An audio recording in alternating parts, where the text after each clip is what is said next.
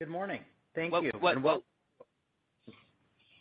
Good day and welcome to Abercrombie and Fitch second quarter fiscal year 2023 earnings call. Today's conference is being recorded. At this time, all participants are in a listen-only mode. After the speaker's presentation, there will be a question-and-answer session. To ask a question during the session, you will need to press star 11 on your telephone. You will then hear an automated message advising your hand is raised.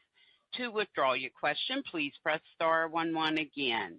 Please, at this time, I would like to turn the conference over to Mo Gupta. Please go ahead.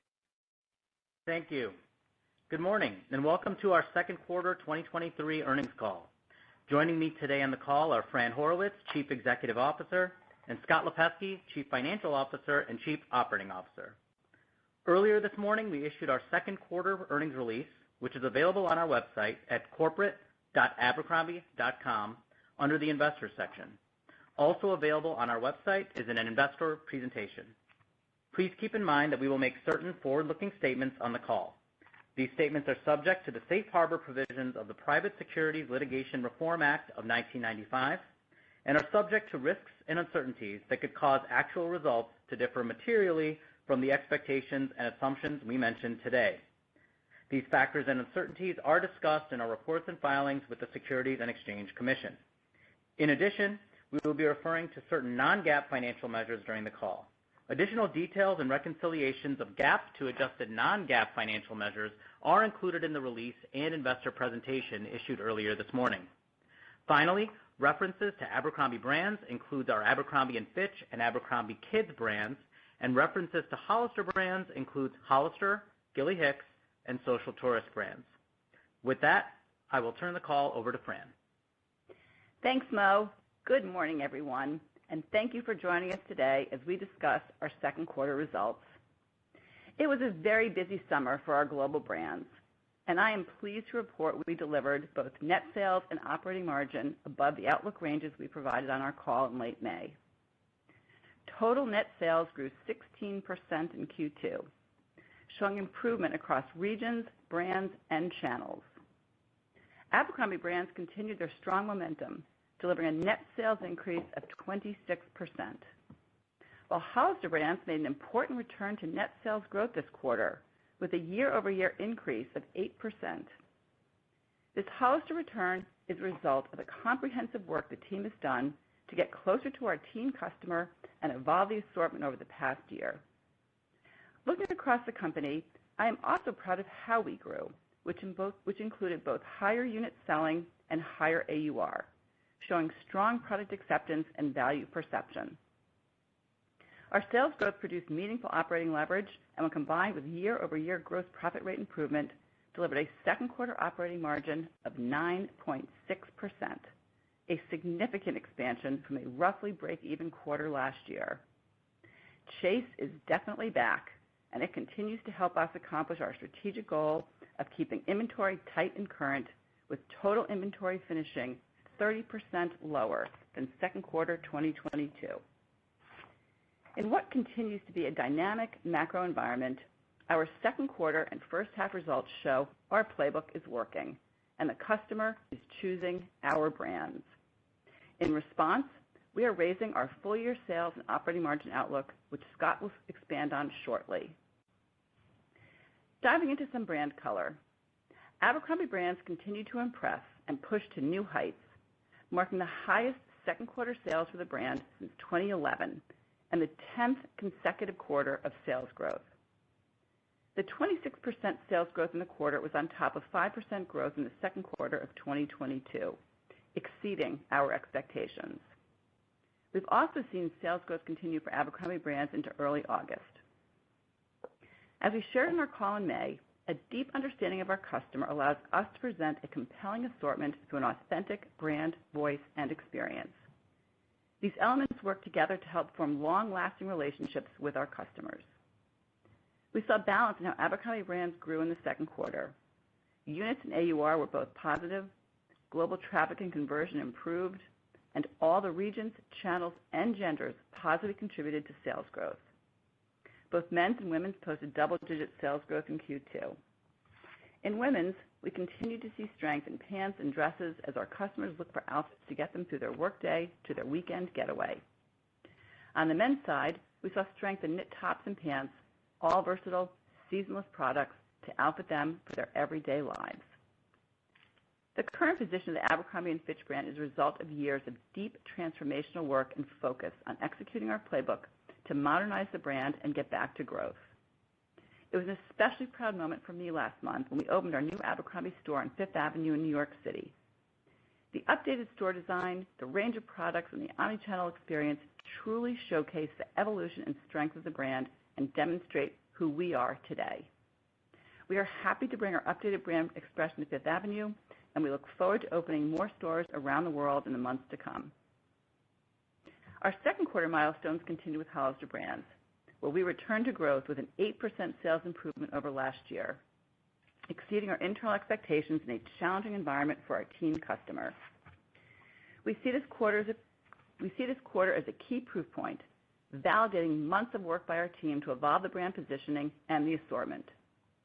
Consistent with the first quarter, we drove a healthier, more profitable business with gross profit rate improvement on higher AUR and lower freight costs, and significantly lower year-over-year inventory levels, down more than total company average. With clean, current inventory, we controlled the promotional calendar and reduced discounts in the second quarter, further supporting gross profit rate expansion from last year. On the product, which was developed using months of research and testing, second quarter selling was driven by customer response to a more balanced assortment. We saw strong conversion in women's from purposeful distortions to dresses, non-denim bottoms, and seasonal tops, while in men's, we also saw progress across tops and non-denim bottoms. We enter the second half with our assortment tightly aligned with our team's needs to represent who they are becoming, and we are fully in chase mode across genders to quickly deliver more of what's working. Beyond the assortment, we're also bringing an updated brand voice to Hollister, highlighting changes in the product while continuing to use social media to present the brand authentically. We have a number of digital campaigns planned throughout the fall that will further amplify the current projection of the brand. We know the teen customer is deeply connected through digital, but the store experience is just as important, if not more so, for this customer. As we've shared previously, about 2/3 of Hollister's 2022 sales were in-store, and the store channel was an area of strength for us in the second quarter. As we look to fall, we're happy to see sales growth continue for Hollister Brands into early August. We've seen nice traffic and conversion improvements across channels that tell us the customer is ready to shop, and we believe we are well positioned to engage with them. We're optimistic that we can deliver sales growth for the remainder of the year, and that growth is embedded in our updated outlook. Shifting to our regional performance, we saw the strongest Q2 results in the Americas with 19% sales growth. Outside the Americas, both regions contributed to second quarter sales, delivering 4% growth in EMEA and 18% growth in APAC. Both brands also saw sales growth across regions, an important milestone we were targeting for 2023. In EMEA and APAC, we benefited from the product evolution and distortion of both Hollister and Abercrombie brands. We've organized around a regional operating model that provides better support for our local customer, and through the first half, our regional teams made sizable resets to our foundation in terms of pricing, promotions, along with depth and timing of seasonal inventory. We believe this regional operating model is a key growth enabler moving forward. We've achieved so much this quarter and first half of 2023 and believe our results demonstrate strong execution in a highly dynamic macro environment. As we remain close to the customer and deliver relevant assortments for their lifestyle needs, they continue to choose our brands. We delivered growth and profit expansion while balancing inventory and making the strategic investments we believe are critical to achieve our Always Forward plan and position the company for long-term success. I'll now turn it over to Scott to give you some additional detail on the quarter and our updated financial outlook for 2023. Thanks, Fran. One item to note before I speak to the second quarter and our updated full-year outlook. During the second quarter of 2023, we've evolved our operating model and structure to better leverage the knowledge and experience of our regional teams to enable global growth. With these moves, our segment reporting will shift to be geographically focused on 3 regions: the Americas, EMEA, and APAC. Our second quarter 10-Q will show additional disclosures in our financial statement footnotes. Now on to second quarter results. we delivered a strong quarter on the top line with total net sales of $935 million, up 16% to last year. Comparable sales for the quarter were up 13%. We saw year-over-year sales gains improve each month as the second quarter progressed, driving results above the expectations we shared in May. On a regional basis, the Americas led the way with 19% growth. We saw sales inflect to the positive in EMEA with 4% growth over last year. In APAC, we continued to benefit from the China reopening, delivering 18% growth. Looking at the brands, Abercrombie brands delivered 26% growth, and Hollister brands grew 8% off the second quarter of 2022, where we saw the teen market and our performance take a step back. For Abercrombie brands, growth was consistent across genders, while the women's business led the way in Hollister brands. Moving on to gross profit, our rate for the quarter was 62.5% compared to 57.9% in 2022. There were several key drivers of the 460 basis point improvement. First, we saw approximately 400 basis points contribution from better than expected AUR, driven by a higher mix of Abercrombie business to the total, lower promotional activity, and some ticket benefits in Abercrombie. Second, we saw a freight benefit of approximately 340 basis points. Finally, these benefits were offset by higher cotton costs, impacting the rate by around 180 basis points, and 60 basis points from adverse impact from foreign currency. The net benefit from freight and cotton for Q2 was approximately 160 basis points, in line with the expectations going into the quarter, and consistent with our full year estimated benefit of approximately 250 basis points.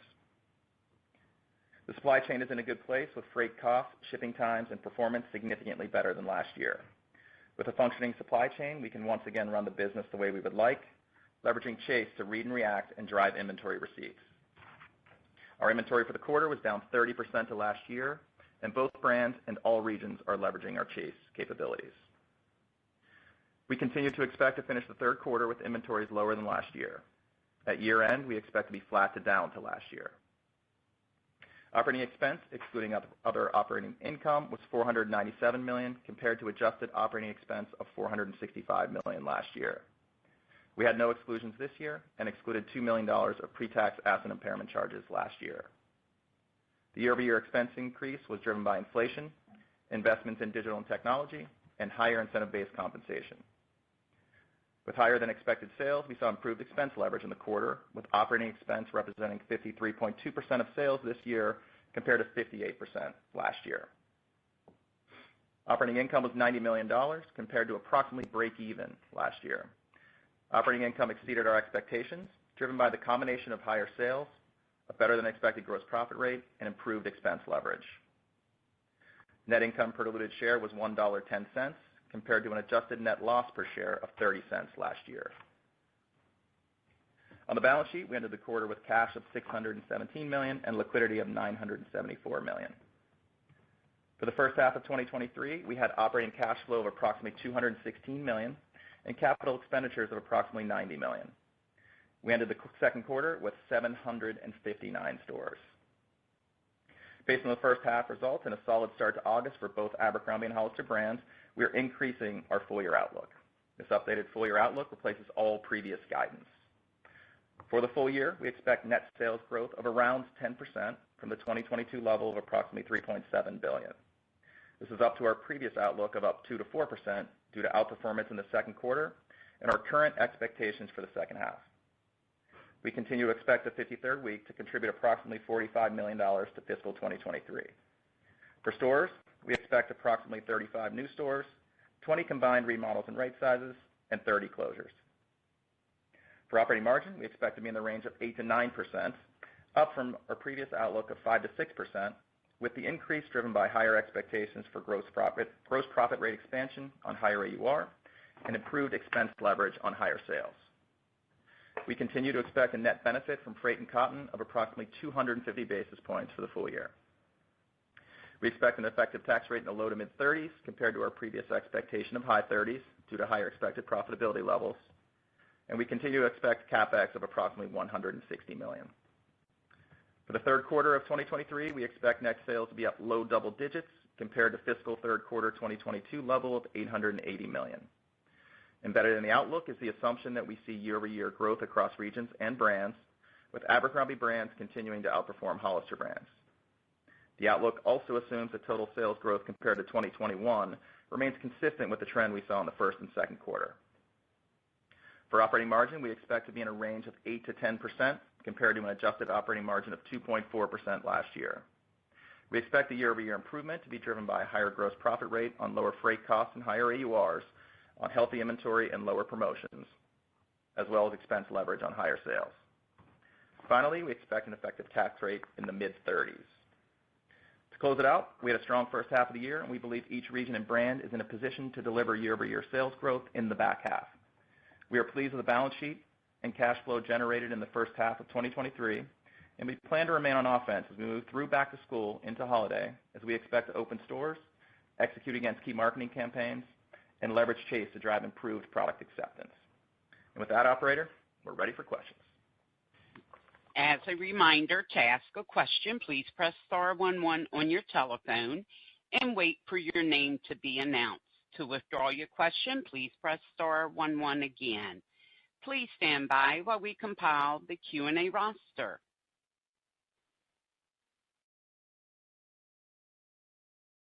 The first question comes from Corey Tarlowe with Jefferies. Your line is open. Great. Thanks so much for taking the question. I wanted to start with the really impressive momentum that you've seen at Abercrombie. What maybe surprised you to the upside as you thought about where you initially thought the brand would be coming into this quarter and where it actually ended the quarter? And then you also made some positive commentary on Abercrombie specifically into back to school. Is there anything, Fran, that you're seeing that you might want to call out from either a trend perspective that you think is worth noting? Hey, Corey, good morning. So, yes, it's so exciting to see the momentum continue with A&F. As a reminder, it's our 10th consecutive quarter of growth, and it really is the culmination of years of hard work. The playbook is working.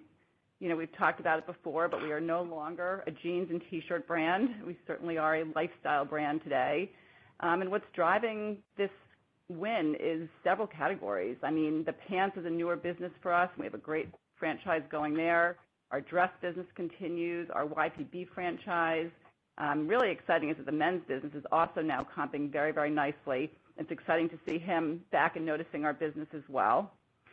Back to school specifically, any trends that we're seeing, the good news is that the bottoms business is more than denim. We came out of Q2 last year really kind of focused on our assortments. The team got to work, and there are a lot of things happening from cargo pants to knit bottoms to wider jean legs. So that's what we're seeing in the current business. That's great. And then, Scott, just on AUR, it seems like you've seen some really nice momentum with AUR. How are you thinking about how the AUR should trend versus what you saw in the first half of this year and in the second half? Yeah, we did see some great momentum coming through the first half. As coming into the second quarter, we weren't expecting much AUR. We were able to get some. It really came from a few different places. One, just that Abercrombie business outperforming higher AUR than Hollister, so we get a nice mixed benefit there. And then we got to that real key pivot point for Hollister where we lapped that fall off from last year. And we didn't chase any volume with promotions, so we were able to raise that AUR up year over year for Hollister and just run a healthier business, something that we talked about in Q1 also. As we think about second half, at this point, we feel like we have some more AUR to go get out there.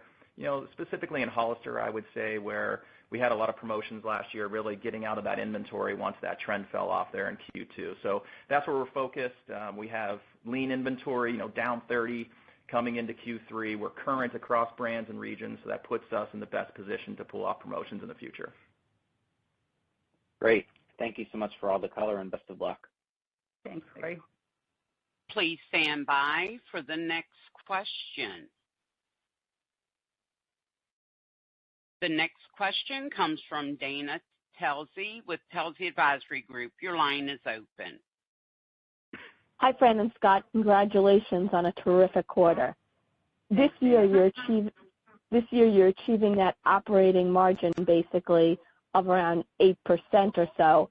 And when I think about the 2025 target, the target for the operating margin was right around 8%.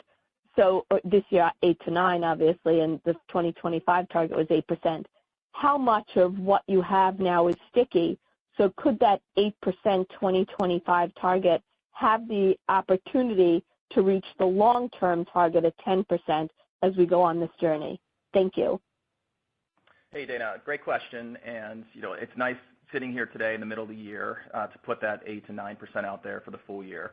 When we zoom out and look back at 2022, we had a lot of assumptions. It was a pretty tumultuous time back in 2022 when we set these targets. And we needed to get some freight and cotton back into the mix. And we weren't sure how quickly that would come. Obviously, we've seen freight come back in pretty quickly as that market it really has come back in almost to 2019 levels. And as we think about cotton, that's something in the future for us. So, sitting here today, we feel good. We're growing the business. We are getting the cost back into the business, and we're starting to leverage that OpEx, which is really exciting. All key parts of the formula to get us to that 2025 number. We're not going to talk about 2024 and 2025 at this point. A lot of water to go under the bridge here this year. But we want to make these changes sticky. We want freight to be sticky. That's a little out of our control. Hopefully cotton is next. And Fran, we talked a little bit about AURs a second ago, but coming to this year, we've both talked a lot about holding those AURs, maybe growing them a little bit. It puts us in a really nice position long-term from a gross margin perspective. So we've been able to do that. We've been able to grow those gross margins. So, sitting here today, we feel good about those targets still. And again, nice to put that 8 to 9 out for this year. Got it. And then, Fran, just on Hollister, with the improvement in Hollister, I think it was the first positive sales since the fourth quarter of 21 or whatever. What are you seeing there? How do you think of the progression to holiday? And just overall, how's back to school trending? Thank you. Sure, David. So, I'm very excited and very proud of the team on what we're seeing. So last Q2, to your point, we saw, a significant step back for ourselves and many of the other teen retailers. We really took an introspection and said, is it us? Is it macro? And where we landed was that we owned a lot of where we were. The team got to work and I would say got back to being closer to their customer and really understood how to evolve their assortments. The best news that Scott mentioned, supply chain is back, and one of the best tools that we have is chase and reading, reacting, and that's what the team has been up to all year. So our assortments for back to school are very evolved. They're also very known, which is a great thing for us. Our expectation as we head into the back half is to continue to see growth in Hollister. Got it. Thank you, and congratulations. Thanks, Dana. Please stand by for the next question. The next question comes from Matthew Boss with J.P. Morgan. Your line is open. Great, thanks, and congrats on a really nice quarter.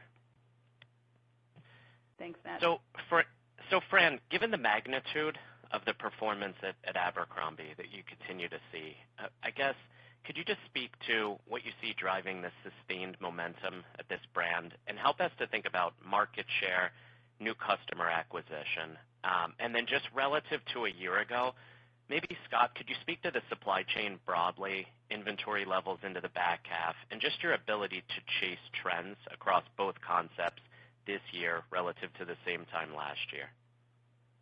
Hey, thanks, Matt. So I'll kick this one off. So it is very exciting, and I like your word, magnitude. It's nice to see this momentum continue and grow, for that matter. It is the 10th consecutive quarter of growth that we have seen, and the consumer is really responding to what we're doing. We're no longer a jeans and T-shirt business. We really have expanded into a lot of new categories.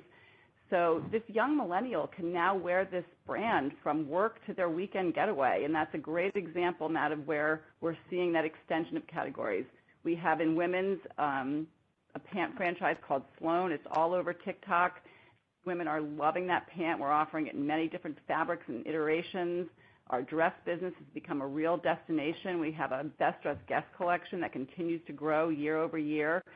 She's coming to us for those important wearing occasions now, from all of her social things that she's out and out going to, and the men's business. We got that back. So we started with women's as a focus, and now we've gotten the men's business moving again too. So our expectation, you asked, the second part of your question is about chase. This Abercrombie business is very chaseable now with the supply chain where it is. We've got a very strong sourcing and supply team where they're very agile. They work with the teams every week, respond to the business, and can chase into what's working. Yeah, and on the supply chain, Matt, so happy with where we are in supply chain. Kind of start at the factories. To Fran's point, we are able to chase. There's capacity out there in the factories, which is nice for us to be able to run a lean inventory business. We need that capacity and be able to be fast. Then when you think about transportation, inbound, the ocean sailings are better than they have been in years. Timing is better. Fulfillment rates are better. And then even when you get on the ground here in the U.S., there's been some really good activity with a lot of the unions settling, whether it was rail, most recently with UPS, the West Coast ports. So a lot of good news that just equals stability, hopefully, in the supply chain. And if we have stability, that means we can chase, and that's how we want to run the business. So very happy with where we sit today. Congrats again. Best of luck. Thanks. Please stand by for the next question. The next question comes from Marni Shapiro with The Retail Tracker. Your line is open.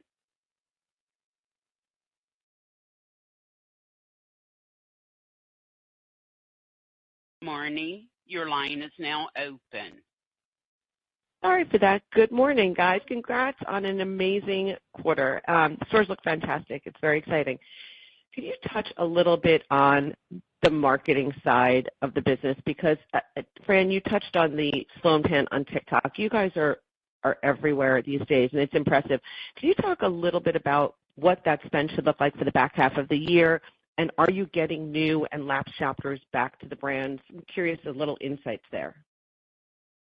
Sure. Hey, good morning, Marni. Yeah, so as far as marketing goes, I'm really proud. I say this all the time, but our marketing team is really leading as you say, we are seeing us everywhere.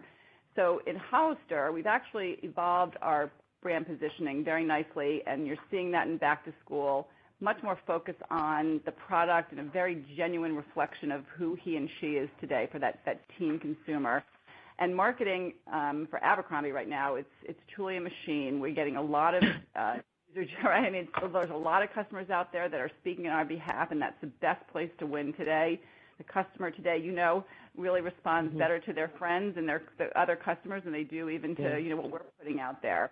So lots of exciting things coming up for the back half. I'll let Scott speak to new and lapsed shoppers. Yes, on the spend, I'll start there. We're thinking about first half, we were around flat year over year. That was up in Abercrombie, down in Hollister. We pulled back a little bit on Hollister as we were working on the brand positioning, the brand expression, as well as the product. And then we'll start to ramp up marketing in the back half for Hollister. We'll continue to press on the gas there for Abercrombie, so we expect marketing in total to be up for the back half across the total company. And then the last piece, new and lapsed shoppers, yes, for Abercrombie. We've talked a lot, over the last, call it, year, as we've expanded this age group, 22 to 40, let's call it. That's a very large addressable market. So we're trying to reintroduce people to the brand. They haven't been there for a while. We're also introducing new customers to the brand that have never shopped with us. So our team, to Fran's point, has done an amazing job finding consumers out there. TikTok has helped, obviously, and we're going to do our share on the side by spending more here in the back half. Fantastic. Best of luck for the rest of the fall season, guys. Thanks, Marni. Please stand by for the next question. The next question comes from Mauricio Serna with UBS. Your line is open. Greg, good morning. Thanks for taking my question, and congratulations on the very strong results.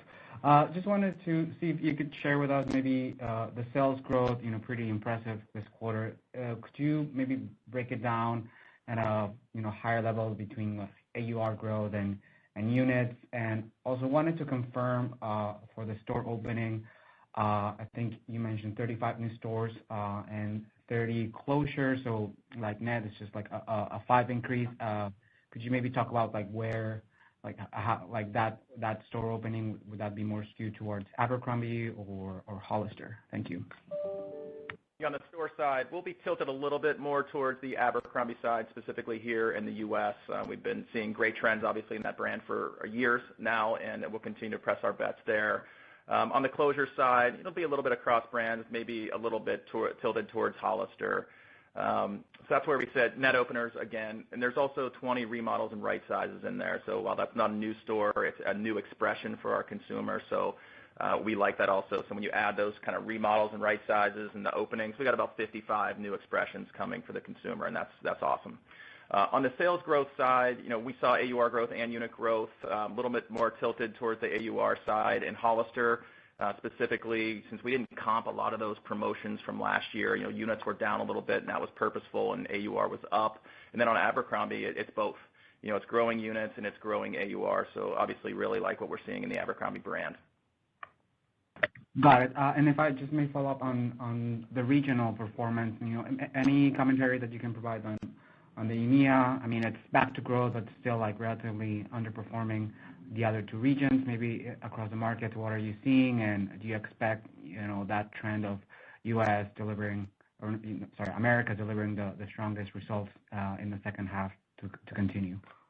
Yeah, we'll continue to expect Americas to outperform, and it's by far our biggest region, so that's a good thing, whenever we think about the total company. When we think about the inflection in EMEA for the second quarter, it was a good proof point for us. We've talked a lot over the, call it 6 to 9 months, about that Hollister assortment, the evolution of that assortment and the balancing of that assortment. We knew, or we hoped, I guess I should say, that would help us outside of the U.S., and we saw that in Europe, and that was a good sign that we're making the right moves there in Hollister.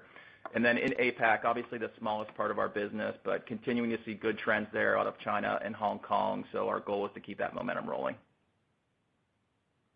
Great. Thanks so much. Please stand by for the next question. The next question comes from Paul Lejuez with Citi. Your line is open. Hey, thanks, guys. Scott, I think you said that sales improved each month during the quarter. Curious if I heard that right, and if that was at each brand, each region. Maybe you could just clarify that comment, and if you've seen further acceleration in August.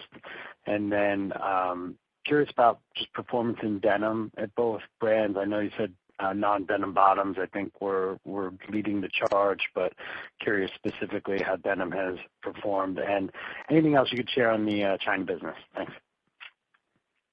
Let's see, where should we start with that, Paul? I'll start in the middle with the denim. So yeah, we're pleased with our denim business, but as I mentioned, bottoms is much, much bigger than denim is today, and we had for second quarter a very strong bottoms business across brands and across genders. So we're excited about what we're seeing there. Within denim, there are things happening. She's and he are both responding to baggier fits and looser denim. The low rise is actually starting to emerge again. So there's still things that are happening that are exciting, but we are really focused on the fact that bottoms are much more than denim today. Yeah, back to the beginning on the sales improvement. Yes, we saw sales improve across brands each month as we went through the quarter. Got a nice start. It enabled us to take that outlook up for Q2 back sitting there in May, and then we saw some acceleration, part of the reason for the outperformance in our second quarter. As we think about August, we haven't given numbers and compare to Q2, but puts us in a position where we feel good enough to put an outlook out there for Q3 of up low double digits, and then also raise our outlook for the year there to around 10% on the sales line.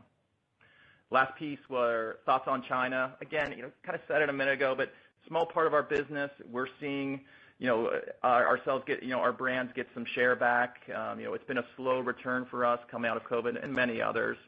So we're pleased with that business. Obviously, there's a lot of headlines coming out of China, but all we can do is control what we can control, and that's good balanced assortments, making sure our teams locally distort the assortments, make sure we're setting it at the right times, make sure we're performing well on all the digital platforms in that country, and we feel confident that we're doing those things.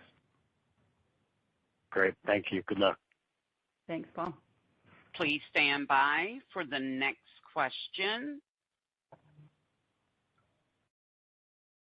The next question comes from Janet Kloppenburg with JJK Research. Your line is open. Hi, everybody. Can you hear me? Yes, we can. Thank you. Congratulations to you all. Really nice performance. I'm particularly thrilled to see Hollister inflect. Fran, if you could talk about the performance of Hollister in Europe, particularly, and maybe distinguish for the UK market, where there has been some turbulence and pullback on consumer spending more than expected. and the outlook for that to be sustained. As you said, the women's is leading the charge like it did at Abercrombie when that turned. And I'm wondering, how far behind men's is. And just lastly, given the success at A&F brand, are there more opportunities for price increases going forward? Thank you. Okay, so let's start at the top, Janet. So we're excited to see the total Hollister business inflect this past quarter, and that's inclusive of the EMEA market. We saw strength both in UK and in Germany, which is where the team was really specifically focused to make sure we turned those two first. I know you've been on this journey with us, but we have really evolved this regional operating model over time and put some significant talent in the offices both in London and in Shanghai. And we're excited about seeing them, apply these new marketing techniques in those markets as well. So more to come there, but we're happy to see the inflection in EMEA as well. I didn't mean that men's was far behind women's in Hollister and Abercrombie. What I meant was that when we start to see the businesses turn, we do normally see it turn first with women's, and we're excited to see, how well that's now proceeded for Abercrombie, and our expectation is now to see that continue in guides for Hollister as well. And regarding the A&F more opportunities for price increases, the way that we're thinking about it is that we are getting, our price, our product, and our voice and experience lined up, and the consumer is telling us that the prices that we're giving them, they are enjoying for a quality and value perspective. So we do have somewhat of an increased AUR planned for the back half. We came into the year really expecting to hold our AUR and really proud and pleased to see the progress that we've been able to make. Yeah, one last thing on Abercrombie. We have no planned ticket increases as we go through the back half. We made some ticket increases in fall of last year, and those have kind of cycled through. At this point for Abercrombie, the plan is about maybe mixing up the assortments. We continue to mix up that assortment. Sweaters, jackets. I mean, there's many things that are working in that brand that were not working years and years ago. So it's really excited to see that. And on top of that, being able to pull off some promotions, we still run promotions, strategically and targeted. But if we can soften those a little bit here and there, then it gives us a chance to maybe take that AUR up a little bit more. And Scott, did you comment on Hollister's back-to-school trends? I know you said A&F has sustained momentum. What have you said about Hollister in the third quarter to date? Same thing, seeing that nice momentum coming off of, June into July into August. So, part of the reason, we can take up that outlook here for Q3 and the full year is seeing that Hollister inflection and believing here in the second half. And that's globally, right? You're seeing momentum improve? Yes. Thank you so much. Have a good day. Thanks, Janet. You too.